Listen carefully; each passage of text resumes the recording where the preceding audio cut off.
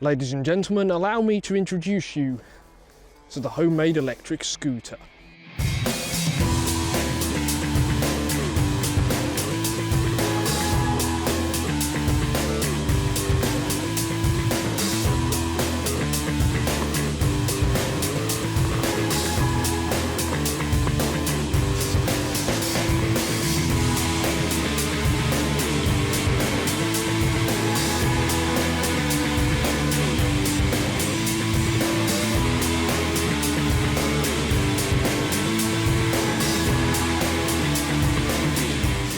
To some of you, the drivetrain that I'm using on this electric scooter might look very familiar, and that's of course because it's the same kind of drivetrain that I used on the electric bicycle, although of course it's a little bit different now because it's on a scooter, and I've also made some small adjustments. So first of all, the battery pack is underneath this right here.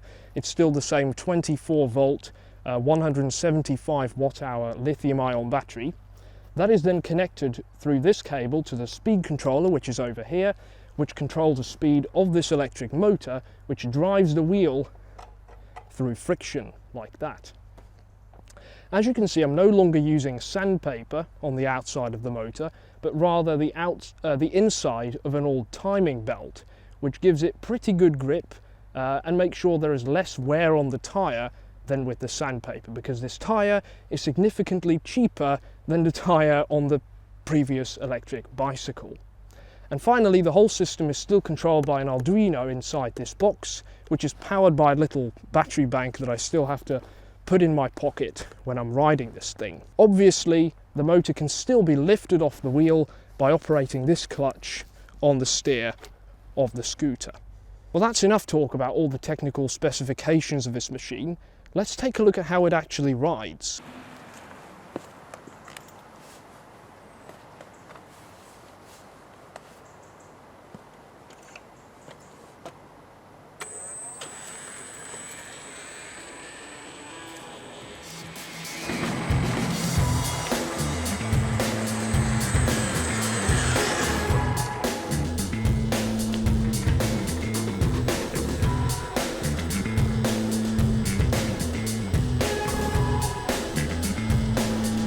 So you might be wondering, what exactly is it like to ride a machine like this? Well, actually quite scary, because this scooter is pretty small. It's not really made for even me, and I'm quite small, so this is really not a vehicle to be used by taller people.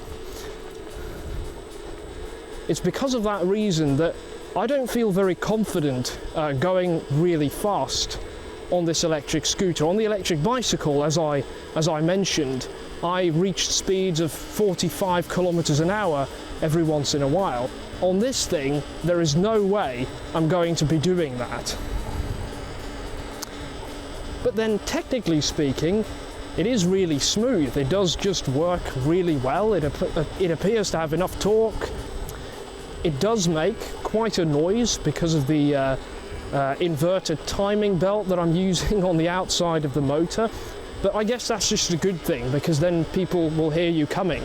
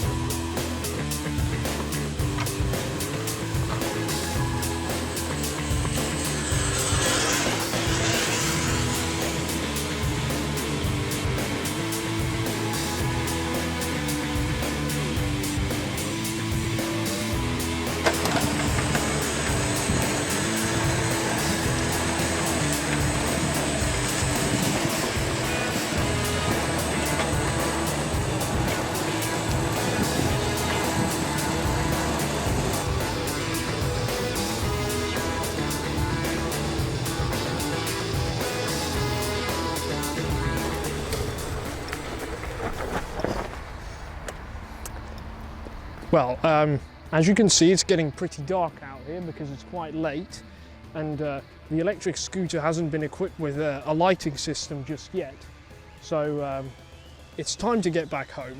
In conclusion, this electric scooter as a means of transportation is much worse, probably, than the electric bicycle that I made before. But as a toy to play with, this one is definitely the better one. If you want to build something like this yourself, you can go to the AKIO TV website, because that's where you can find the wiring diagrams and the code used for this Arduino. Anyway, I hope you've enjoyed this video, and of course, thank you for watching.